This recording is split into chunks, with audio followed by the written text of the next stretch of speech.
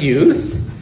Great to see you here. I'll tell you a little about myself and why we're having this meeting, and I'm glad you're here. So, I grew up in Richmond. My dad was a teacher at Kennedy High School. I went to El Cerrito, so I don't know how many El Cerrito Kennedy folks there are here. And I'm one of the original co-founders of Ryse many years ago.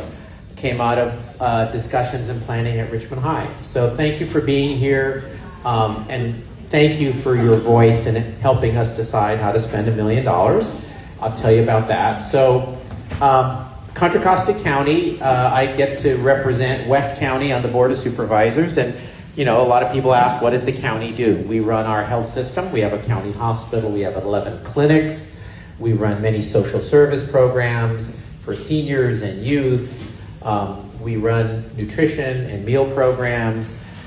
We run animal services and libraries if you don't live in Richmond, libraries outside Richmond.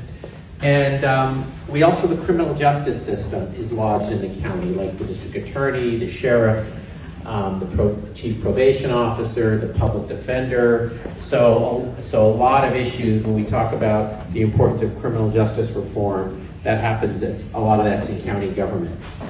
And so our budget, our biggest part of our budget is health and social services. So a lot of these cuts that you're hearing coming out of Washington and the Trump administration are going to affect us locally. They may affect our ability to deliver clinic and health services. And we've been fighting those cuts. But for tonight, we wanted to talk about a certain slice of federal money that we received. Back during the pandemic, the federal government provided a lot of funding to cities and counties to spend in particular areas. And we spent it during the pandemic, right? So the Board of Supervisors had $5 million in one-time leftover funding. And so we decided to allocate it by supervisorial district, $1 million.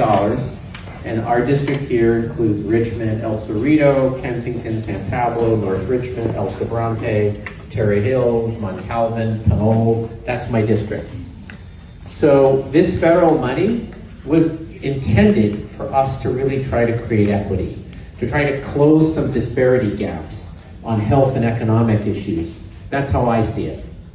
And so we're doing a series of town halls to hear from the public about your priorities, about how to spend this $1 million just in West County, just in District 1.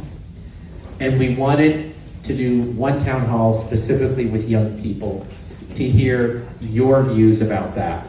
You know, haven't decided how that money is going to get distributed or what process.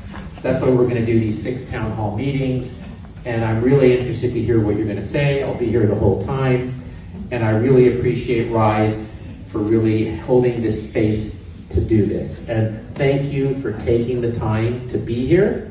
And I know what you're going to think about and reflect to me is what you think is important and what you think your peers and other friends of yours think are important. Because that's really what this is about. That's all I want to say.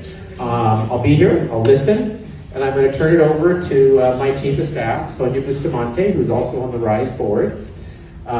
Sonia, you're going to talk a little bit about, I know, things we are currently doing. Any question is a fair question. Whatever questions you have, this is about learning also about, you know, how we spend money. And my hope is that there will be other funds that we can use this process for, but this is the least of $1 million. So thank you.